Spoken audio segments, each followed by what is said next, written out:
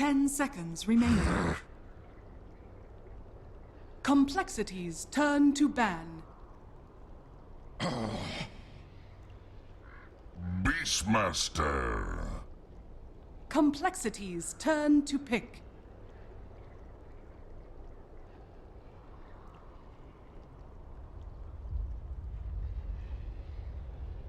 Welcome back, everybody. It was a short game. Number one is Complexity just cleaned house with a rather perfected push strat, it seems, but we have ourselves a game number two, as this is the best of three elimination match for one of these two teams, Complexity and Digital Chaos, trying to determine who's going to be heading into the finals to face up against Elite Wolves, who just had a rather insane series against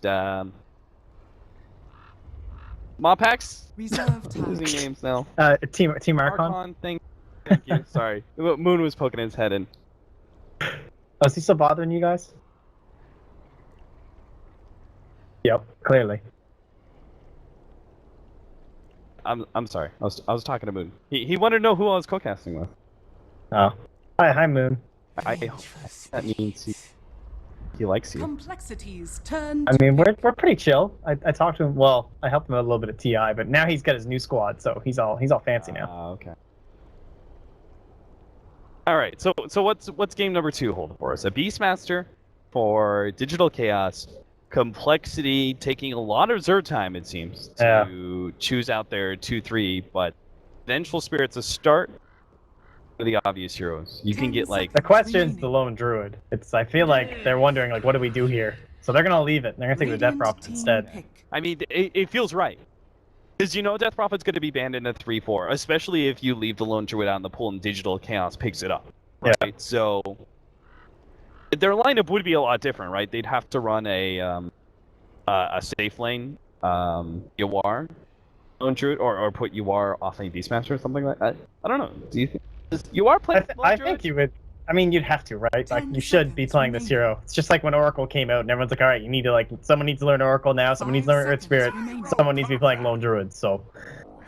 Look at the really early gyro pick. When I'm thinking back on that last game, and what... Like, it was obviously the big punishment on the Lone Druid and the punishment on AUI and the Enigma, and I was just looking back at the draft, and I was kind of, seeing, like, what was left in the pool and what was happening during that, and one thing that was left was something like a Witch Doctor instead, you know what I mean? Like, something rather than this greedy Enigma. And if they had something like that in their tool set to stop these aggressive dives, something to actually punish you from how they were able to just dive in there in between the Nature's Prophet as well as the Enchantress. And that's kind of what they were missing. And I wonder if DC will still look to something greedy like that again, or go back to something more like your Witch Doctors or your Winter Wyverns. I mean, if Faceless Void is left out in the pool, which I mean, wait, who has first pick in the next, is Complexity? Complexity will, yeah. So it's probably DC who bans away the Faceless Void. Yeah, definitely, because they have the Venge too. Like, there's no way. Yeah, exactly. Like, it's one of the benefits of opening up. Wow, they're gonna leave it. Okay. I mean, Beastmaster is actually, I would say, in a way, good against Faceless.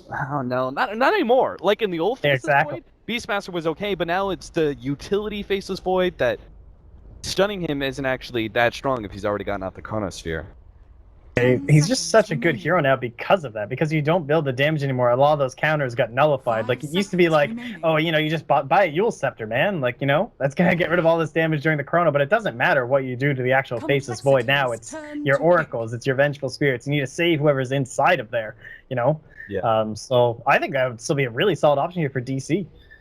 I mean, rather for Complexity, sorry, up against DC with that Faceless Void. It's either that or, like, going towards a Darkseer is something else that they've typically loved here for Swindles. They still pick the Slardar, which is really good against the Gyrocopter too. Faceless Void. I like, yeah, Faceless Void. I felt like it's the most obvious pickup. If Faceless Void was banned away by Digital Chaos, I would actually be down with your Slardar choice. I think that it works really well with Death Prophet. You've already have the synergy with Vengeful Spirit. Your Dire side as well. And as you said, I think it works really well against Gyrocopter as well. But Faceless Void felt like the most obvious pickup here as their offlaner. And Digital Chaos... What's good at shutting out Faceless Void and the landing phase? Disruptor. Disruptor's very good.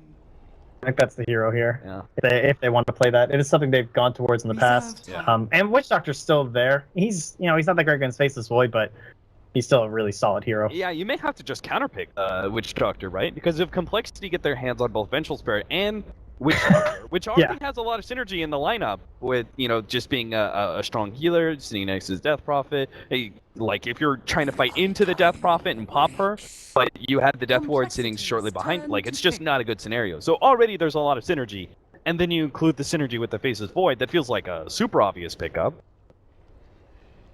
And Yeah, Digital Chaos got a have to little run concerned. aggression. I like their choice, though. Digital Chaos this time around are focusing on the laning phase, right? It looks like they're going to be running some sort of aggro tri-lane, Radiant team. and then they'll leave Beastmaster alone against Faces Void, which Beastmaster, I think, wins. I don't think Time Walk will be able to offset just the boar harassment. Man, I was almost just thinking right there for Complexity if they might even dive back for a lone druid. Honestly, like he's this deep still in the pool, up against the Undying, up against the Gyrocopter.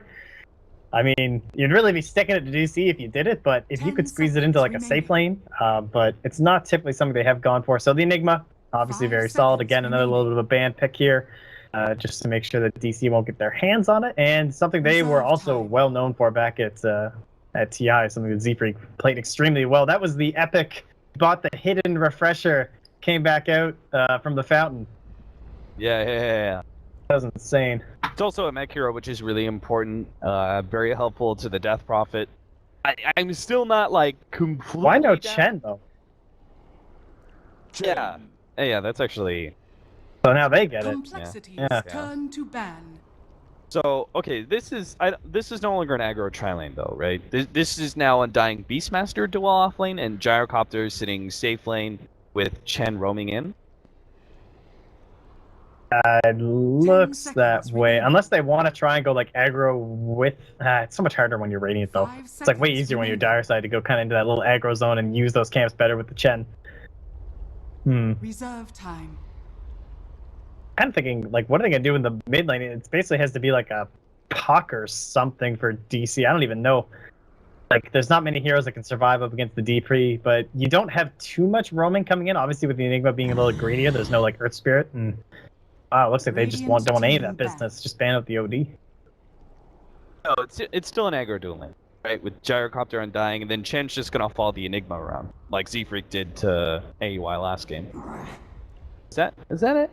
I don't know. I don't know. Complexities turn I'm to having a hard time figuring this out. We still need a mid, though, obviously, for Digital Chaos. The OD was going to be banned away. That was obviously one of the best heroes to go against Death Prophet, because she soul siphons you, you just prison it, and you won't be zoned out nearly as well as pretty much any other hero. What's really left, though, that's going to go up against 10 the seconds DP like remaining. this? Viper. Yeah, I guess that's probably one of the best. 5 There's Razor seconds as well. remaining. There's still Zeus if they just want some, like, more magic damage. I'm sure Reserve time. Resolution's over there going, please, no, not Zeus versus DP again. But Yeah. he was also in a bad position from the get-go. No bounty rune, heavy amount of gangs. That was, I think, the representation of game number 1, the Zeus versus DP. That was an unfair look at that matchup. It's still good for the DP, but Zeus just, there are so many factors Yeah. against him. I mean, no bounty rune, no bottle. It's like, that was like hard mode. Yeah. It didn't go well. Let's just leave it at that.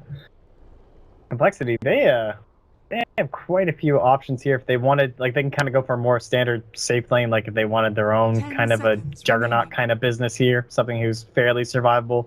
Their lanes are 5 just like, they can do seconds whatever they remaining. want, and it feels like it's going to be okay. Like, I don't see any threats for them. Wow, that's good against the gyro. Radiant That's something we don't team see that back. often. Good against the Undying, too. Ranked physical damage. Hey, could that have been the hero last game? D-Freak was playing Enchantress. They needed direct physical damage, which, we automatically went to the Juggernaut. Ursa was banned last time, too. Could that Could have have been the been hero for Enchantress Digital creeps. Chaos? Yeah. Because you can eat the creeps, too. Because you can eat a Chen creep as an enemy 10 clinks. seconds And you remaining. could have eaten the Enchantress creeps as well, too. Yeah. That would have been pretty solid. Yeah, that would've You really- would have had to you would have had to roam pretty early. Like as soon as you hit 6, you would have had to really start, Reserve time. shutting down some of these heroes before they got their 5-man lineup. Because that's still a problem with Clinks, is that it is dangerous. Oh man, it's so good here though. Push. Oh my God. It really is. Black hole as well as the chronosphere, obviously. Oh, that is so solid. Really good AoE. He's got directed physical damage against Gyrocopter. He's got strafe versus the Undying Tombstone. He can eat the Chen creeps. The only Vengeful hero save. the only hero that he's not good against is Beastmaster with Lockdown, Roar, and Necronomicon. But now, All right, Pugna this is a as well. resolution hero. They've done this a couple times. Does this beat Death Prophet? I don't think it does. I can't see a world where this does well against DP because you're You feel like you need a Tusk or something roaming in to make advantage of it, you know? I mean, Like some of the- Pugna's a fast hero naturally. That is one really good Prepare thing. for battle. Maybe that's enough because he is so naturally fast that he can just outrun the Soul Siphon. Because he's got 20 MS on DP. And he should be able to farm just as fast as the Death Prophet because he's spamming hero. So he gets boots at the same time. So he'll probably always be 20 MS over the Prophet. It feels like it would be a good game to have something like that Skywrath Mage or something on 1437, but instead he's on this Undying who can't really punish or harass the DP like you'd like. He's throwing out the uphill decay. Just in case Complexity are running 5 heroes right there. They are going to chase away someone amount. It looks like Complexity are going to run Chessie and a 30 Hanskin at seconds to bottom to start with, but is that because they expected? Are they trying to dodge the aggro lane? I think so. Yeah, because I don't think you want Faceless Void matched up against Beastmaster. I mean, solos, 1v1s are great for Faceless Void, but I don't think he wins that matchup, and then I don't think you win the Gyrocopter Undying. The battle Yeah, I don't think you win against begins. that either. Well. They seem. Yeah. They seem.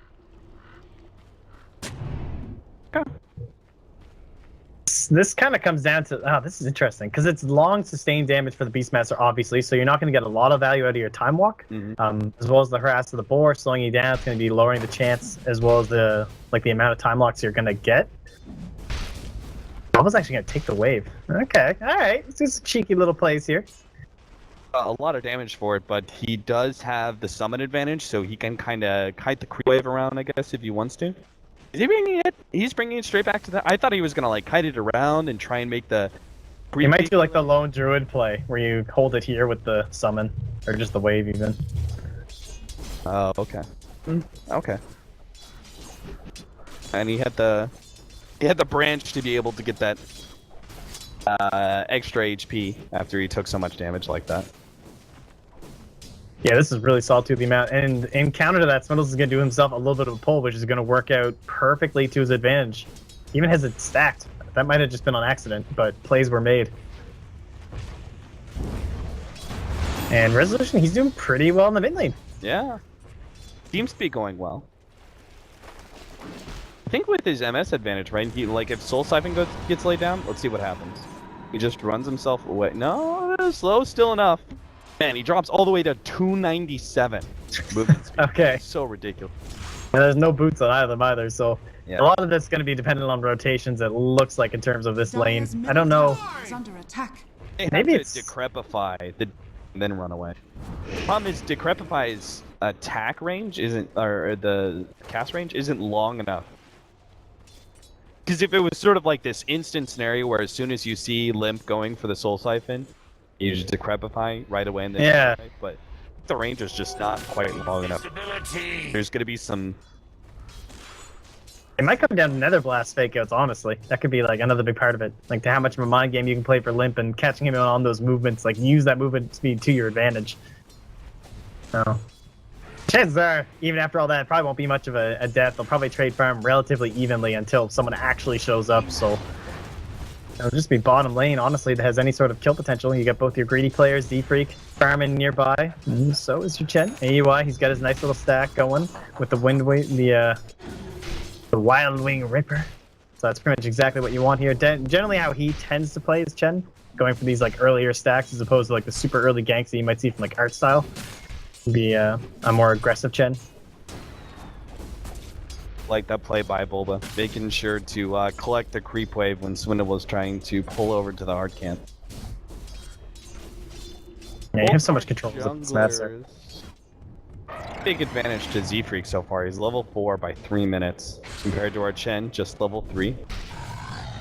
This is just natural. Enigma's always gonna farm faster than any other jungler. Yeah, he's got himself a couple stacks here too. Radiant's bottom tower. He's very experienced in this too. Like he plays it so well. If you watch his replays, the amount of farm he gets, it's just as competitive with anyone else who plays the hero. I feel like teams haven't quite figured out, like even I haven't really figured out all the weapons that Complexity even have. Like with this new lineup, there's so many different heroes they can bring out. I wasn't expecting a Clinks. He's running down Resolution. Oh, this answers the question.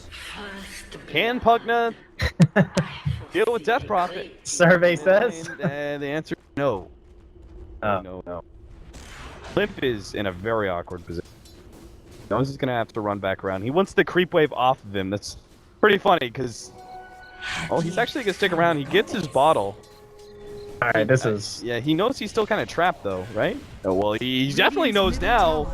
AUI's got him dead to rights, I think. He starts soul siphoning. Needs a little bit more damage. The next blast, is it gonna be enough? Yeah, he gets it. Picks up the DD and buys his boots before he dies, but it's a lot of lost time for Death Prophet in lane. Resolution's actually gonna be ahead when Death Prophet comes back. Yeah, that's honestly so good for DC. Like this lineup, I'm just looking at it right now. I'm thinking, what are they gonna do here? Like this mech needs to come online. They're trying to do kind of this push strat that happened to them last game. Chessie, does he? Oh, he knows they have a sentry. Okay, that's why. He was just afraid he was gonna get caught essentially in that narrow way. If one hero went one, the other hero went the other way, you'd kind of be trapped in.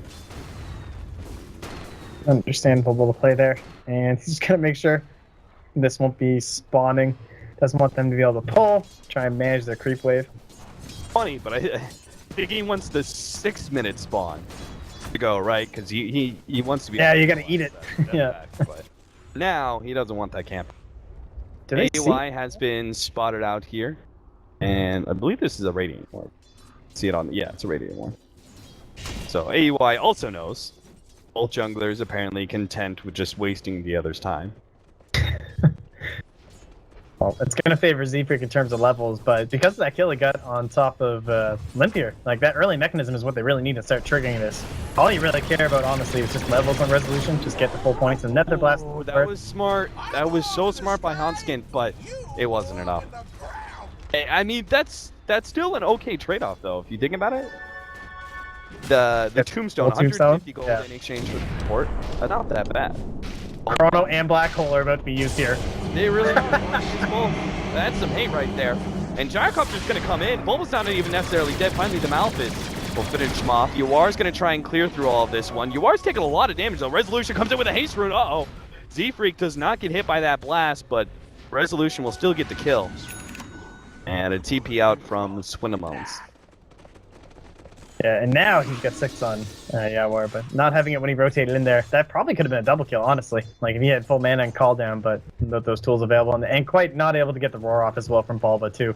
Yeah, if he had gotten that roar off, good choice, obviously, why to Malphite, but...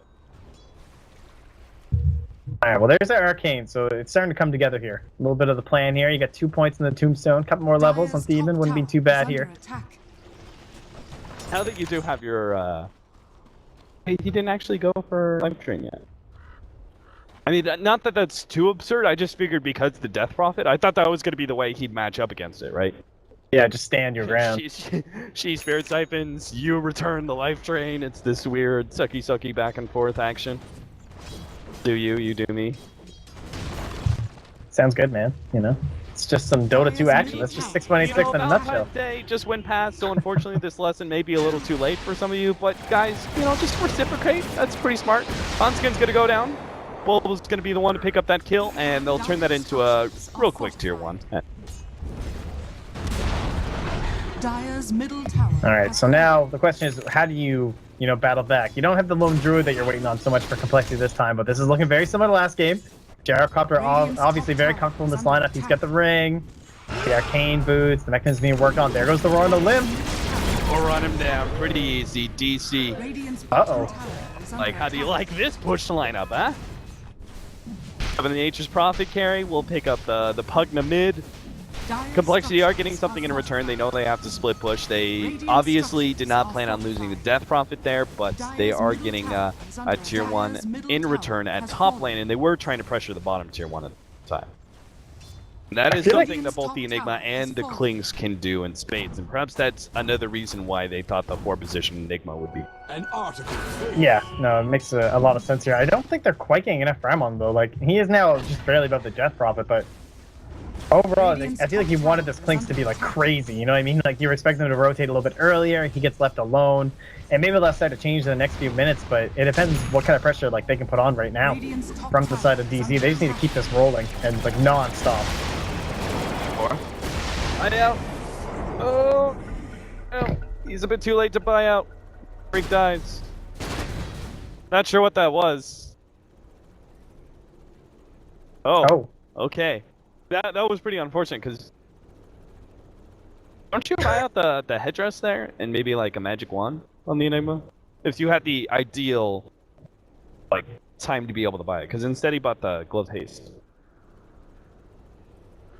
I don't know. Is he like going Midas? Hand a Midas plus death pack. Nom nom nom. Eat chin creeps all day. I guess. Like he must have had a queue. That is really odd. I don't know. Alright, well at least they're returning. I was afraid it was gonna be like a power outage or something, but looks like it's just some sort of a router issue. Man, that's weird. You don't see a lot of Midas Enigmas, but it kind of makes sense up against the Chen. You do see some of the more unusual heroes start to pick it up, but you would think that early mechanisms would be playing a really big part. I'm not sure if that was intentional.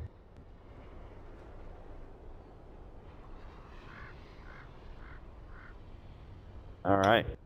Complexities, team house, internet not going so well.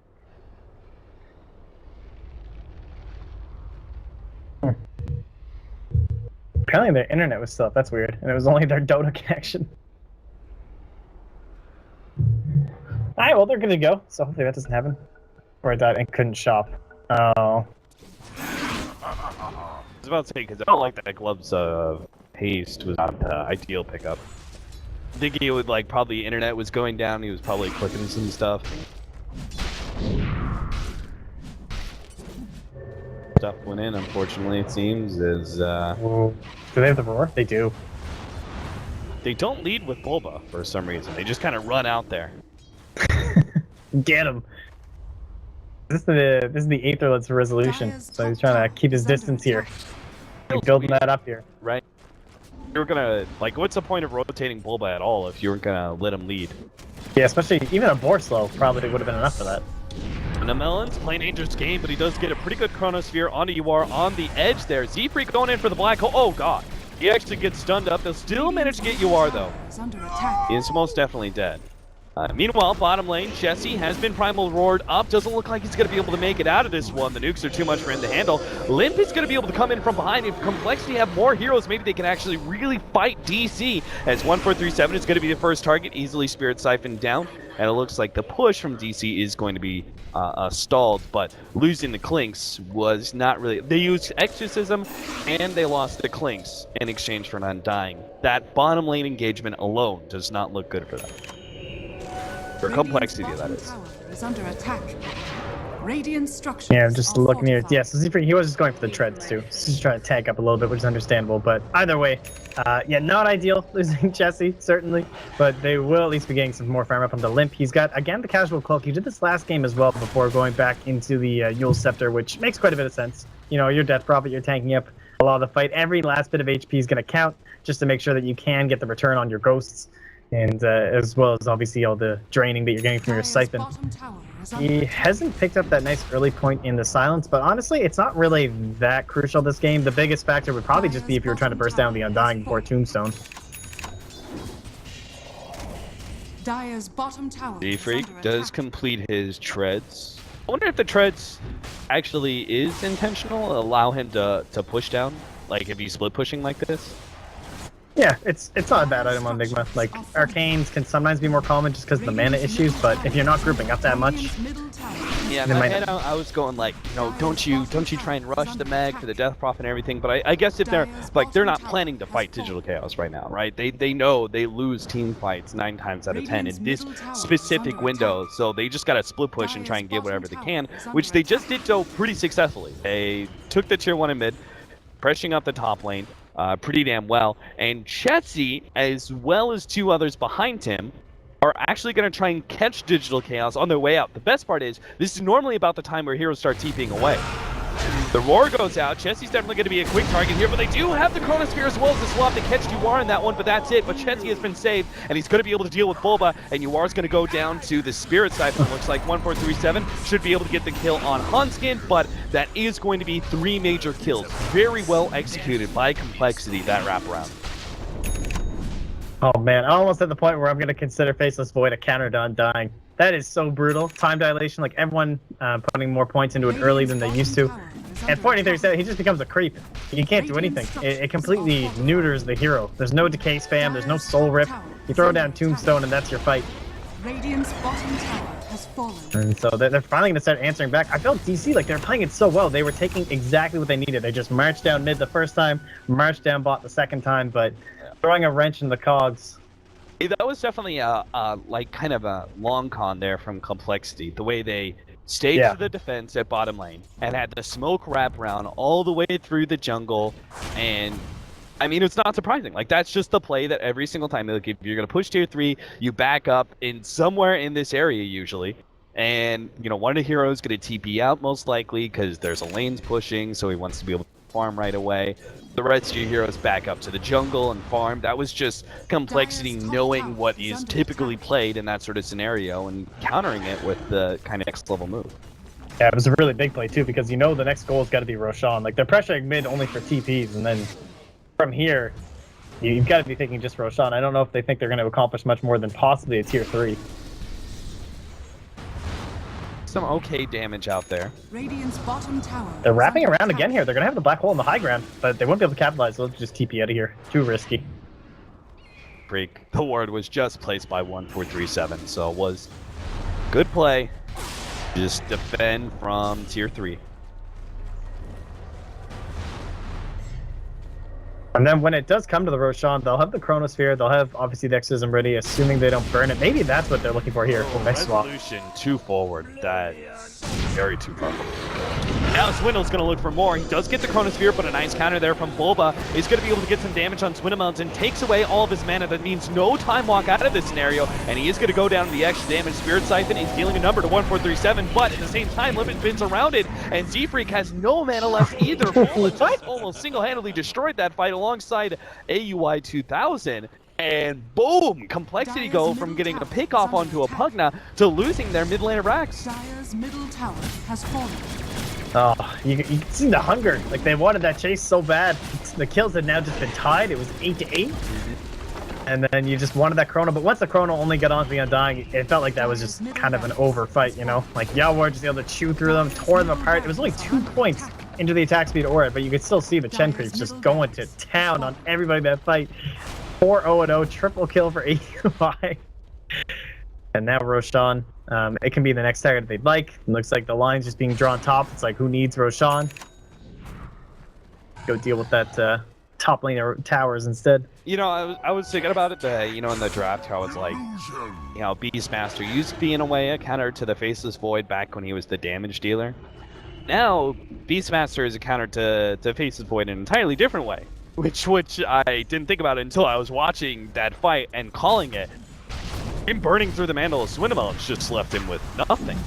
Yeah. That constant time walk is obviously a necessity for this new Faceless Void, so he can't span that out as much as he wants to. He just becomes such an easy pickoff. Oh, Complexity in some trouble. They don't have the Chronosphere to be able to turn this one around. They're just left with the black hole that barely catches 1.37. They get that kill, yes. The roar goes out though, and Limp, well, he doesn't have too many Spirit Siphons left. He finishes off the Undying finally. Complexity are just trying to limp themselves out of this one. Swindamelons turns and fights, has the Time Walk, takes up a lot of that damage. This is actually going well for them. As long as Chesty doesn't get caught, a good silence comes out for Limp, but Chesty is going to go down. The dust is too much for him to handle, and these creeps are too much for Limp to move forward and try and counter that one out. The buybacks are there. Swindamelon's going to try and run himself away and just buy time, but it seems Digital Chaos will ensure that they get Roshan, even if it was at a bit of a hefty net worth cost. Oh, this buyback. An equally hefty net worth cost on Complexity, as they're going to blow a buyback of their own. They have the chrono, I can understand this, but I don't know if you can get the proper positioning for it. Yeah, especially like a Clinks is not instantly ready to fight, right? Because you have to death pack.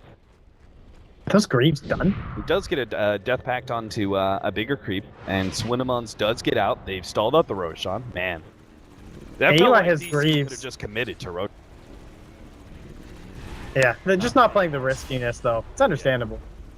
There's no real reason to, but man, Eli, he is so rich. He's as rich as his 2 cores. Yeah. Like, he's Greaves and 1,700 gold. That's insane. Take down the final board. Digital Chaos still have so much with the Chen creeps and everything else. The Chronosphere, though, catches on 3. Is there going to be enough follow-up? Z-Freak's already going to be slowed down. He can't get off a good midnight pulse. And Chesty, he's being destroyed by Bulba right now. They jump in with Limp. The Exorcism going to town on UR. The save there from the Pugna. UR's actually going to be able to live through all this physical damage. Hanskin finally goes down, saving Limp's life in the process. But Limp, he has so many goddamn zombies on him that it's a zombie apocalypse. He dies as well. 3 down for Complexity, and Digital Chaos do take that Roshan. And dare I say, they're going to take game number 2 because of this. Complexity losing 2 big fights in a row like this. I think you can't afford it against this kind of push lineup. No, buybacks were used as well. They even get the gem up and running here to help secure the rest of the map control. You've obviously got the Aether Lens as well as drums up here on Resolution, so they've built for this timing. Like, they've got everything ready. Swindles is just like hanging around bottom. He has no mana for time block. Getting chenned up. Well, what are you gonna do? Oh, he gets it out, jumps to the side, but like, even if he does manage to live, say AY Dyer's bottom stops the tower key, is under attack. you're not in the fight. You never will be. You have to wait until the mana for a TP scroll. And it looks like Dyer's top he will tower is survive, under but attack. bottom lane of Rax is gonna be taken here. Black hole, no Chronosphere, no Exorcism. Swindle almost has his TP ready to go, but still another 30 seconds until the Exorcism is back up.